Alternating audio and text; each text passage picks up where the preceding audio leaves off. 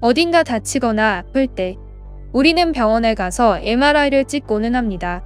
MRI를 다 찍고 난 뒤 진료비를 확인하면 꽤 큰 금액이 지출됩니다. 하지만 이렇게 비쌌던 MRI를 매우 저렴한 가격에 이용할 수 있다면 어떻게 될까요? 그것을 가능하게 하는 것이 바로 2명의 한국인이 발명해낸 초전도체 LK99입니다. 전도체란 전류와 같은 에너지를 전해주는 물질을 뜻합니다. 전도체가 에너지를 보낼 때에는 저항이란 것이 발생하기 마련인데요. 이러한 저항이 발생은 곧 비용의 손실을 불러왔습니다. 초전도체는 저항이 발생하지 않기 때문에 비용의 손실을 막을 수 있는 것이 초전도체의 특징입니다. 동시에 전달 가능한 전류의 양이 무한대로 늘어남으로써 활용도가 무궁무진한 점 또한 초전도체의 특징입니다. 이러한 초전도체에도 한계가 존재했는데요. 기존의 초전도체를 사용하기 위해서는 극저온, 초고압 상태에서만 가능했기에 기존의 초전도체를 활용하는 일은 매우 어려웠습니다. 그렇기 때문에 세계의 과학자들은 전기에너지의 손실을 막으며 100% 완전하게 사용할 수는 없는지를 해결하기 위해 초전도체 분야에 매달려 왔습니다. LK99가 발명된 현재, 지금까지의 초전도체 활용에 있어서의 모든 장애물들은 LK99의 발명으로 인해 모두 사라졌습니다. LK99는 이를 발명한 두 사람인 이석배, 김지훈의 성을 각각 따온 L과 K, 그리고 두 사람이 연구를 시작한 해인 1999년에서 따온 K초전도체의 명칭인데요. LK99의 특징은 바로 상온과 상압 상태에서 사용 가능하다는 것입니다. 이러한 특징은 한계가 명확했던 기존 초전도체와 완전히 차별되는 점입니다. 결과적으로 K초전도체의 발명은 노벨상은 물론이고 전 세계의 모든 산업을 송두리째 바꿀 수 있는 인류 역사상 가장 의미 있는 발명이라 할 수 있는데요.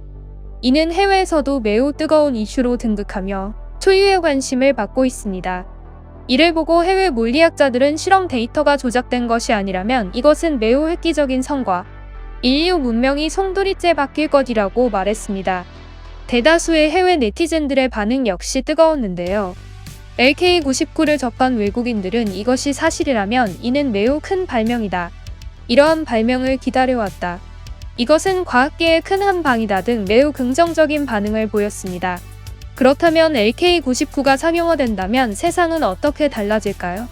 우선 컴퓨터 분야에서는 초전도체의 발명을 목이 빠지게 기다리고 있을 텐데요. 초전도체의 발명으로 컴퓨터 내에 더 이상 발열을 동반하는 저항이 발생하지 않으니 소음을 내는 쿨러가 없어질 것입니다.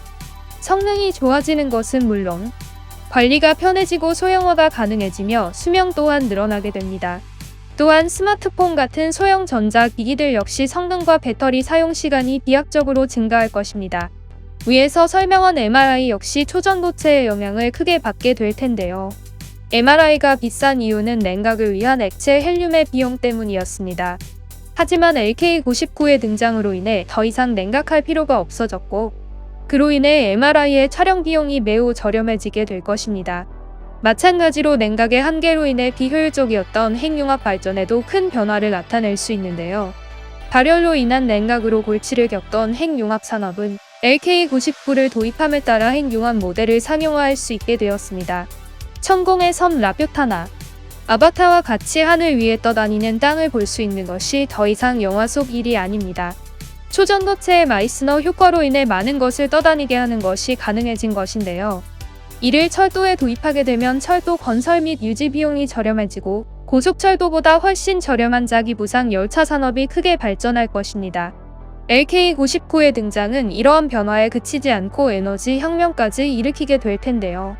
기존 전선은 저항으로 인해 송전 효율이 좋지 않았지만 LK99를 사용한 전선은 송전 효율이 거의 100%가 되기에 비용 절감이 됩니다. 이로 인해 전력 부족과 전기 낭비 같은 일들이 해결되고 전봇대와 변압기 등이 부피가 줄어들게 되어 도시 미관이 향상될 것입니다. 또한 비가 오지 않는 사막과 같은 곳에 태양광 발전소를 대량 설치하여 아프리카와 같은 대륙의 모든 에너지를 손실 없이 보내는 것이 가능해집니다. LK99를 재현하기 위한 실험에서 부분적인 성공을 이끌어내고 나머지 부분에서도 실험을 계속 이어나가고 있는데요.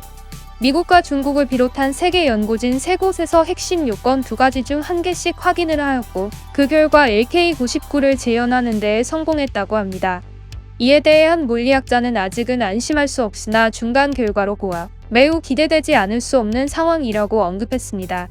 이러한 성공적인 중간 결과로 보아 초전도체 LK-59의 상용화는 얼마 멀지 않은 것 같습니다. 이번 영상은 여기까지입니다. 구독과 좋아요, 알람 설정 부탁드립니다. 앞으로 더 좋은 영상으로 찾아뵙도록 하겠습니다. 감사합니다.